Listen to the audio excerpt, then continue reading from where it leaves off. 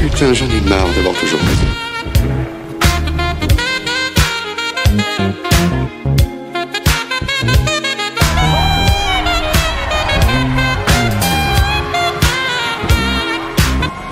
Salut, détenu Arkham, j'espère que vous allez bien, parce que moi ça va très bien, étant donné qu'on se retrouve aujourd'hui pour un nouveau Arkham Crisis. Oui, ça fait longtemps que j'avais pas fait ce format, dernièrement, enfin le dernier Arkham Crisis, ça remonte à est-ce que les séries Marvel Netflix sont-elles canon avec le MCU? Et nous avons eu la réponse, bel et bien que oui. Avec les nombreuses références qu'il y avait dans cette série, et surtout avec l'officialisation, le fait qu'elles sont bel et bien canon à l'heure actuelle. Voilà. La question d'aujourd'hui, on va parler de deux autres séries Marvel. Un peu moins connues du grand public, je parle de Runaways et de Cloak and Dagger. Deux séries qui à l'époque étaient assez compliquées pour les voir en France, légalement bien sûr. Il y en avait une diffusée sur Sci-Fi, l'autre sur Prime Video je crois. Et il faut savoir que ces deux séries font bel et bien des références à d'autres séries Marvel et même à d'autres films du MCU. Je vais vous en parler maintenant. On commence avec Runaways.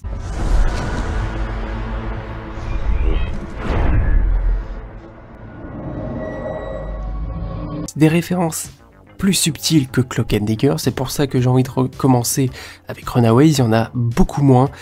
Mais pour commencer, la Roxxon.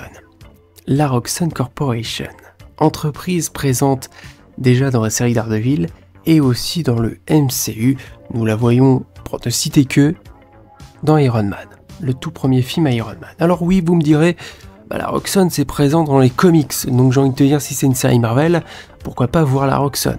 Oui mais bon, la Roxxon est présente quand même dans le MCU, donc c'est plutôt sympa de le noter. Ensuite, il est fait mention du Wakanda. Oui, un des personnages fait mention du Wakanda, le pays évidemment de Black Panther. Et ensuite pour terminer, parce que oui je vous avais dit qu'il n'y a pas beaucoup de références dans cette série, c'est les pouvoirs de Nico Minoru. Un des personnages, enfin le personnage mystique des Runaways, qui est lié à la dimension noire. Et là tu te dis, attends, la dimension noire, mais bien sûr, c'est une réalité alternative qu'on a vue dans l'univers de Doctor Strange. Voilà. C'est tout pour les références dans Runaways, mais il y en a une autre.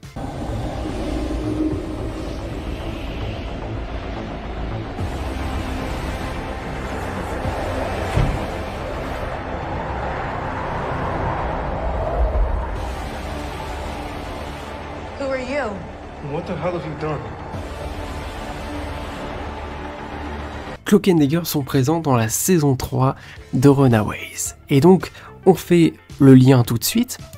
Voilà, on fait la transition avec Cloak and Dagger, une série composée de 2 saisons qui est aussi bourrée de références à d'autres séries et d'autres films, et notamment, encore une fois, la Roxxon Corporation.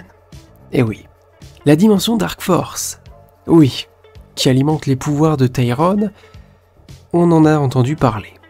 Dans les agents du Shield et dans Agent Carter. 2 séries qui pour ma part font partie du MCU, après de voir est-ce que ils ont vraiment une suite dans le MCU, est-ce qu'ils intégreront un jour vraiment les agents du Shield et Agent Carter, mais en tout cas, il y a quand même cette référence qui fait lien avec ces 2 séries Marvel. Ensuite, le personnage de O'Reilly, qui est une policière, et il faut savoir qu'avant elle travaillait à Harlem. Et quand t'entends Harlem, tu penses tout de suite à Luke Cage, et oui, elle était amie avec Misty Knight. Et il faut savoir que si tu vois la saison 2 de Luke Cage, oui, on entend parler de O'Reilly. Donc, ce qui fait lien entre Luke Cage et Cloak and Dagger, c'est ces 2 personnages-là, Misty Knight et O'Reilly. Et ensuite, nous avons encore une référence à Tony Stark et à Danny Rand. On cite le nom de ces 2 personnages-là, évidemment Tony Stark, Iron Man, et Danny Rand, Iron Fist. Et pour finir, nous avons dans l'épisode 9 de la 2e saison, un journal. Un journal que Tyrone est en train de lire, un article écrit par Karen Page, où on parle de Luke Cage, qu'un héros est à Harlem, et qu'on voit bien sur le journal, que c'est bien le Luke Cage de Mike Colter. Voilà pour ce qui est des références. Et maintenant, étant donné que nous savons que les séries Marvel Netflix sont canon avec le MCU officiellement, ces deux séries-là ne sont pas encore officiellement canon avec le MCU, mais on peut se dire que, étant donné que l'on voit Luke Cage dans un article de journal dans Cloak and Dagger, que les Cloak and Dagger font la rencontre de Runaways, tout peut être lié, et tout peut faire partie du MCU. Vous savez maintenant que les séries Cloak and Dagger et Runaways font partie du MCU, alors oui, attention, pas officiellement, ils peuvent faire ce qu'ils en veulent, avec le multivers, tout est possible, et puis même avec les décisions scénaristiques, on peut se dire que ces deux séries-là n'ont jamais fait partie du MCU, mais si on suit les références, elles font bel et bien partie du MCU. Voilà, j'espère en tout cas que cet Arkham Crisis vous a plu, j'espère qu'il vous a éclairé sur le fait que est-ce que Cloak and Dagger et Runaways font-elles partie du MCU? Maintenant vous le savez. N'hésitez pas à liker cette vidéo, à vous abonner bien sûr, et puis moi je vous souhaite évidemment la bienvenue à l'Asile d'Arkham. Allez, salut!